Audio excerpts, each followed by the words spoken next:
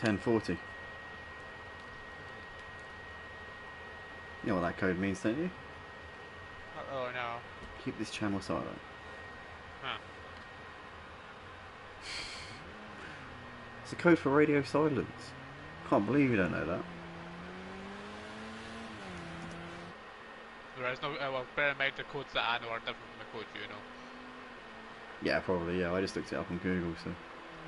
Yeah.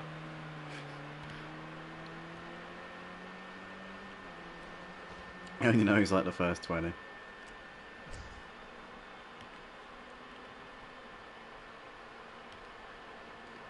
Mate, I literally know 10-4, which is affirmative. And that's it. 1041, 10-8. Oh yeah, 2 please, mate. Cheers. 1041, 10-8 is in service available for calls. Oh, 10-7's out of service, isn't it? Yeah. I knew that.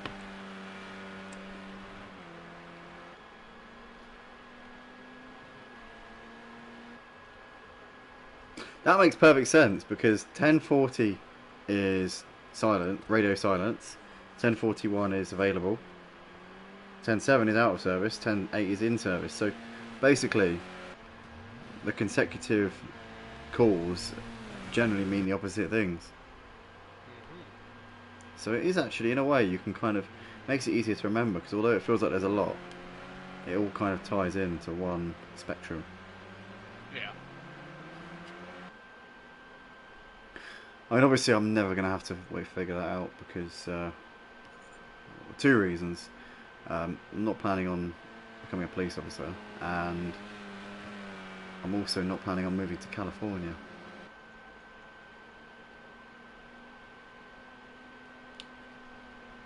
Or anywhere in the USA. So, it's not really my problem.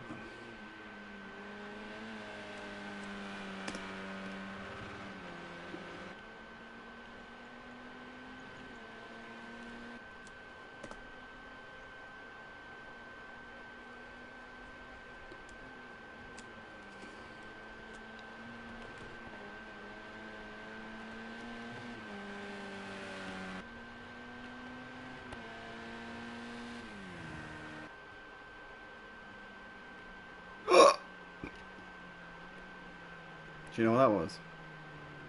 Back up. Yeah.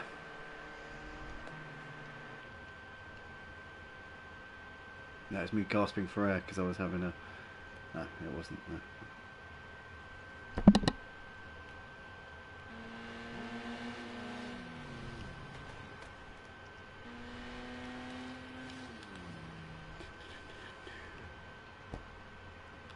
I had originally planned to update the standings after each race, but that didn't go well.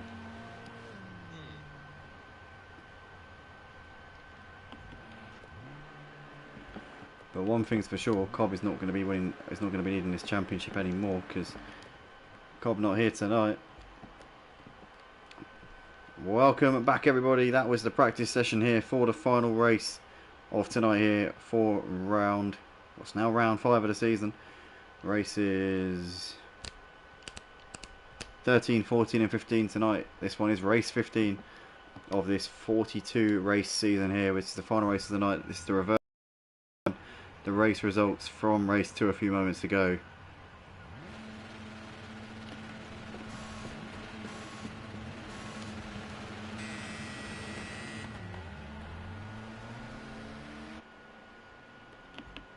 Iain, we've had a couple of absolute cracking races to kick this night off. Are we going to have another one of the same, do we reckon? Well, if drivers are going into this race with the same mentality as the last 2 races, then I feel we're going to be on for an absolute peach of a night tonight. I have to agree with you. The racing has been spectacular. It's been close. There's been a few thrills and spills, as you would expect. In the touring cars, generally you can go toe to toe. You can rub doors a bit, and sometimes things can get a little bit too much.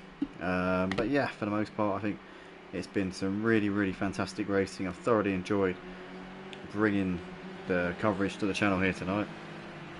And yeah, it's been a bit of a mixed bag really. Obviously Mike took a very dominant win in the second race, but the first race he was P6, so it's been up and down. John Boy, I tell you what, he's not had the best of nights. He'll be looking to try and get back in. I know obviously he was second in the middle race, but it's been a difficult night for him. Yeah, it has definitely been up and down, but hopefully piece together all the mistakes he's made, or been forced into over the past 2 races, and maybe try and come up with a formula for a much better result. Definitely so. We've got Thorister who'll be lining up on pole. One man to watch out for, in fact 2 men I think we've got to be watching for, is Nick the Villa in P6 and Big Blue in 7th, because being in the mid-pack they're in a prime position to make their way through. Big Blue was the race winner in race 1. Can he do something similar here in race 3? But Thorister leading into red gates for the first time. 2MW on the back of him. You've got Smoky Devil ahead of Craig, followed by Potler Brown with Nick Big Blue, Charlie Goff ahead of Pop Hooper, followed by Aussie Albie with Jay, the Mutts Nuts, John Boy and Mike at the back of the pack here as they come through turn 1 on lap 1. And Team MW has got a great run there coming out of Hollywoods, and he's done Thorister up into the lead. So Team MW hits the front. Smoky Devil there trying to defend from Craig as they come into the old hairpin. Craig can't make anything happen at the moment, and Smoky holds on for 3rd place. But as they come up the hill for the first time, Team MW putting off the move which he needed to make sooner rather than later, because he's going to try and pull away now out the front. He's going to try and find some space whilst the leaders are still making their way through. Craig's moved ahead of Pot the Brown up into 4th. Oh, there's a bit of a slide there as Craig there gets a little bit wrong, and that's Pot the Brown back up into Brenton. Oh no! And there's a crash there. Who was that? It was involved in that. Was it Big Blue that tagged him? I'm not sure. No, it was Nick. It was Nick the Villa going into the side of Craig as well. Craig, Nick, Pot the Brown involved. I think the rest of them have all got through there, so a bit of a chaotic first lap so far, first racing lap. But Team MW leading ahead of Thorister. Thorister still within a second of him at the moment, and Big Blue in 4th place. Craig is not moving. Is he done? Oh, he is moving now. Yeah. But Big Blue up into 4th place, so that's going to benefit him. Obviously the race 1 winner, I was saying before, we could have a big opportunity to make it 2 wins from 3 races here tonight. Who else has made gains? Jay's in 8th place at the moment on the back of Aussie Albie. John Boy up into 10th. The Mutts Nuts has moved up into 9th place as well. So the Mutts Nuts, John Boy and Mike, I think these are the 3 who we've got to watch out for in this one. They're currently running in 9th, 10th and 11th places at this point. We've got to watch them because they are going to be making progress very quickly here through this pack. And Nick the Villa's out of the race, so he's disconnected. I think he might have rage quit. Yeah.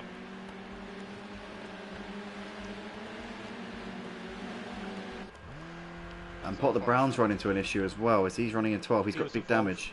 He was involved in that collision. Yeah, he was. Yeah. You're right. You're absolutely right. Craig, to be fair to him, is still going, so he will score a few points for his troubles as well. Currently on course for 8 points if he's to finish the race where he is. If somebody else rage quits in front of him, he might gain more points. So there's still every point in staying in the race. There's Jay trying to make a move here on Aussie, and Aussie went deep into the chicane, and that's Jay up into P7. Job done there. Always in the background. Mike on the grass. Oh, wow, look at that. Mutts Nuts went to cover Mike off, and Mike had nowhere to go. In the end, had to back out of the move. Mutts Nuts now looking to the inside of John Boy. John Boy threading the needle down the middle. Gets the move done on Aussie. Aussie dropping 2 places there behind John Boy and Mutts. And Mutts has now got a run on John Boy coming through turn 2. And Mutts Nuts moving through up into 8th place. Oh no, John Boy's lost it coming through Hollywoods, and he's gone into the side of Aussie Albie, and Aussie Albie so unfortunate there through absolutely no fault of his own. An innocent bystander in that one. John Boy continues on his way. To be fair, you can't really blame John Boy that much. It was obviously his fault, the crash, but it was no intention whatsoever. He had lost it himself. He was sideways out of control. If anything, Aussie being there actually helped him get it straight, but Aussie nowhere to go, and John Boy, I'm sure, will be apologising profusely to Aussie in the chat after that. Yeah, I'd have to agree with that, but like you said, he had nothing that he could possibly have done in that situation. He was trying to defend his position against the Mutts Nuts, and he just went way too wide, got his left rear tyre onto the grass, and that is just a victim at that point. He's just there off to the right. Absolutely, we're coming into turn 1 here for the 5th time in this race, and we've currently got the Mutts Nuts all over the back of Mike, but these two continuing to try and scythe their way through this pack there. Now without John Boy, who has obviously had that collision. He's now 17 seconds off of the lead as John Boy. To be fair, he got away with very minimal damage there. You can see there is hardly a scratch on that car, which is miraculous, but I think he's backing out of it, and I believe he is waiting for Aussie, and Aussie's in the pits, so Ozzy might say to him, crack on mate, there's no point, my race is done, just get on with yours. But yeah, both of those two, it's compromised them massively, but Ozzy, I think you can say meteorically more so. Yeah, I would have to agree with that one, definitely. Just on a little external racing news, Mick Schumacher has actually completed his first hyperclass test with Alpine. Yeah, because I heard he was looking to get into WEC. I don't know whether his F1 chance, at least for now, maybe has sort of gone begging. Because obviously he was with Haas and didn't really go to plan, did it at all? No, definitely not. But, I mean, good for him. I hadn't heard about that, but I've heard it being tooted before, so obviously now it's actually happened. Has he been signed on for a drive, or is it just a test at this point? It's just a test at the moment. He's got a few more to go, and if things do go well, then there's a chance that he could be with Alpine for the 2024 WEG Championship, and maybe we'll have a chance to race him on. That would be really good for Mick, and obviously it's a very different discipline, endurance, to F1, but having to step into his father's footsteps, having a father like Michael Schumacher, there is so much expectation on your shoulders. I think being in a class where he hasn't got so much expectation, although he carries that name anywhere in motorsport, he's going to carry that name and it's going to carry expectation, but he can be his own man, you know what I mean? He can be Mick Schumacher. He doesn't have to be Michael Schumacher Jr. He can be Mick Schumacher in his own right. So yeah, I think that'd be massive for him. I don't think he had the greatest management. I mean, not gonna lie, Gunther's a funny guy. He's quite personable. He's quite entertaining, but I don't think he's really the kind of driver you'd want. He's not really the kind of team principal you'd want as a rookie, is he? I wouldn't have thought. Yeah. Obviously talking about Gunther Steiner there, but you know, obviously he seems like he seems like a funny guy, but I don't know. When you've got, obviously he was having too many crashes and maybe just wasn't managed in the best way, I think. He's been Mercedes test driver this season, hasn't he? Yeah. He's been doing a bit of work in their sim. I know Toto Wolff's still got his back, so maybe if he does well in WEC, then who knows, that door could still be open, because we know that Toto's got links with Williams, and to be honest, Toto could get him in anywhere, couldn't he? Toto's got that. He's got that bargaining power, hasn't he? I think that Toto Wolff wants to help you. He'll find a way. Oh yeah, definitely. I mean, look at George Russell. Yeah, and obviously he was quite in a very quite awkward position with Williams, and you know, he saw his potential, and he did his best to get him into the best possible position, you know, for his racing career. The thing is, although Bottas was doing a perfectly good job doing what they needed him to do in the Mercedes seat, they had to get George Russell in when they did, because they knew that they would risk losing him if they didn't promote him, because I think it was either then, they were either going to have to sign him up then, or George Russell would have ended up going probably to, he'd have probably gone to McLaren if he hadn't have gone to Mercedes. McLaren would have snapped him up, and they wouldn't have even looked at Piastri.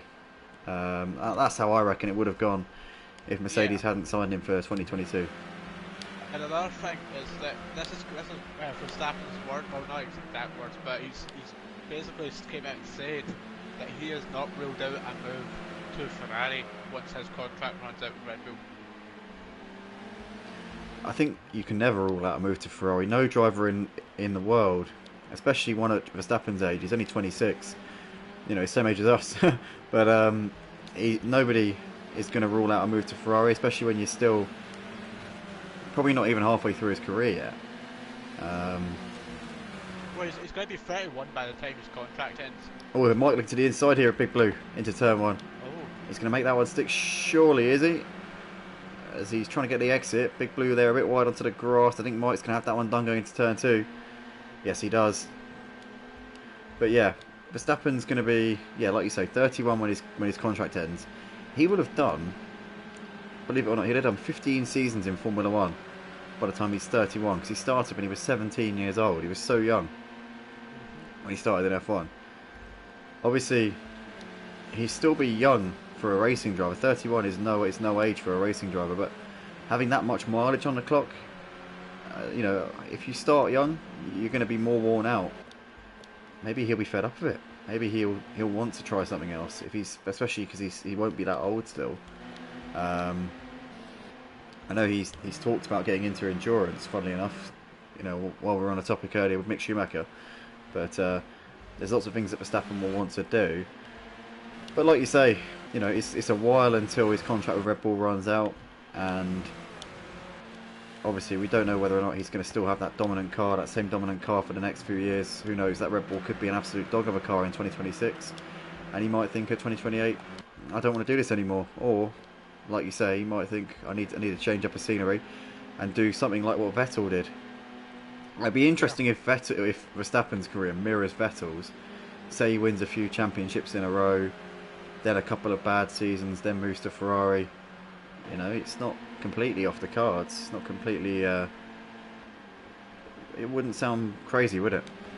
No, it's definitely not far-fetched at all. You know, it's mostly at the end of the day, it's up to Verstappen what he wants to do. It's just whether or not the opportunity arises for it. I tell you what, though, I couldn't see Verstappen doing what Vettel did and going to a team like Aston for a couple of years. I couldn't see him driving around in the midfield. I don't think Verstappen would stand for something like that. But then again, I think 10 years ago, if somebody had said to me that Vettel would take driving around in the midfield, you know, if somebody said that to me 10 years ago, I'd probably said no. I don't think Vettel would do that either. So you just don't know, do you? Exactly. You know, people do change. People just their priorities change, don't they? So yeah, people change a lot in that space of time, for sure.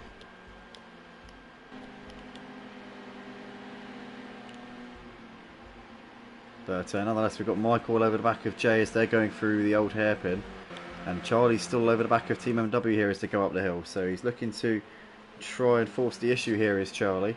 This is for the lead of the race, and these guys have got the lap car there of Aussie on the back of them as well, and Aussie showing no signs of lack of motivation despite being in a not the best of positions here in this race. Iain, he's still keeping going, but the top two, Team MW and Charlie, could have Mike and Jay breathing down their necks quite soon if they don't pull their finger out.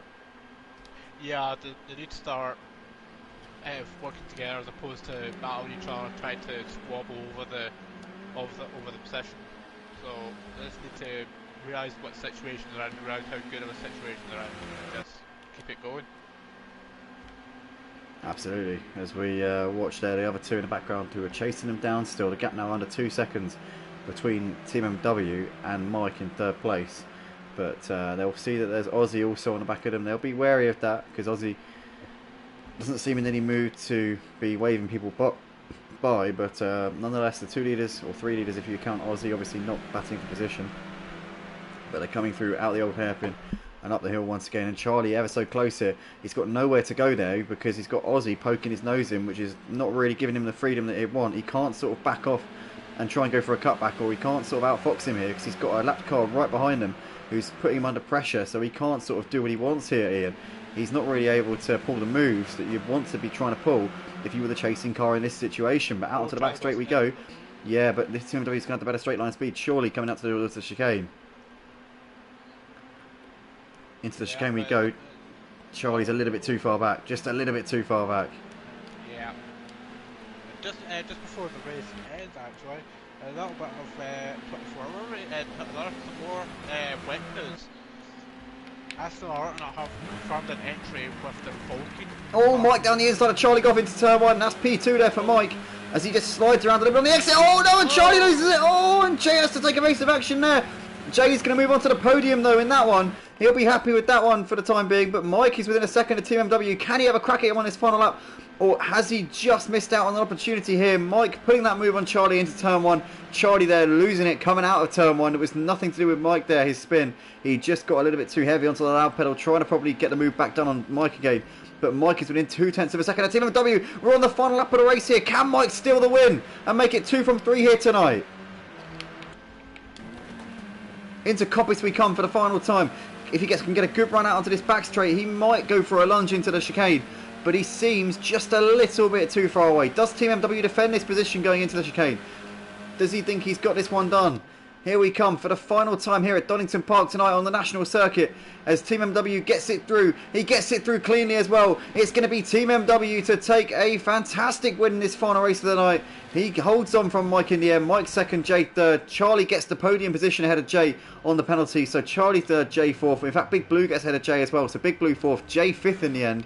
Mutts Nuts is going to come around to take P6. The lap car of Aussie's already finished the race there in P12. Doris is always going to be a fight to the flag here between Doris and Smokey, but Doris looks like he's going to hold on for that one, so it's going to be Doris over to take P7 ahead of Smokey in 8th. John Boy over to take P9. In fact, John Boy gets them both on the penalties there, so Doris and Smokey drop down to 8th and 9th respectively. John Boy P7. Pot the Brown up towards the line. It's going to be P10 here for him. And obviously, we said earlier on, Craig had a pit stop and big damage, but he is coming into Coppice, so he's obviously fixed that damage. But it's cost him a heap of time in the race, so it's going to be 11th place here for Craig. He is on the lead lap, obviously, as he's still going. He wouldn't be still going if he wasn't, but nonetheless, he comes into the chicane now, and it's going to be, as we said, P11 for Craig. But yeah, not great for his championship credentials. But Team MW taking the win tonight, and a fantastic way to round off what's been a tricky night for him, Ian. Yeah, it's not been the best of results in the previous 2 races, but he stayed focused. He stayed on mission. He knew what he wanted to do, and it just took him 2 races to finally figure it out. Definitely so. But that is that then, guys, for tonight's action for the World Touring Car Championship here at Motive Racing for obviously races 13, 14, and 15. But yeah. As always, if you did enjoy, then please do hit the like on all the streams. If you want to get involved, if you're watching for the first time, or if you're watching for the first time in a long time, then be sure to go to www.motiveracing.com and you can join our Discord and get involved in any of the leagues here on the PlayStation on Project Cars 2. Or you can join us on the PS5 version of ACC or F1 23 as well. But thanks ever so much, guys. We will see you all very, very soon. We'll be back tomorrow night for the F1 League at 6:40 PM UK time, as always. For I think it's round 12 of the season, I believe it is. We're coming towards the end of the season actually. 16 rounds in the F1 League, and we're coming towards the closing of it.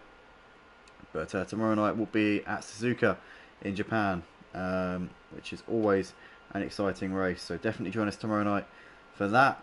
For the GT3s on ACC, I think we might be postponing. Maybe even having to cancel that one because the numbers are not looking good. It's obviously the F1 on Sunday night, so we've had to move the race forward by a couple of hours. I think we may be having to reschedule that, so yeah, keep your eye on that. But I think it's more than likely we won't be live on Sunday night, which is quite annoying, not just for me. But anyway, thanks ever so much, guys. We'll see you all very, very soon. Good night.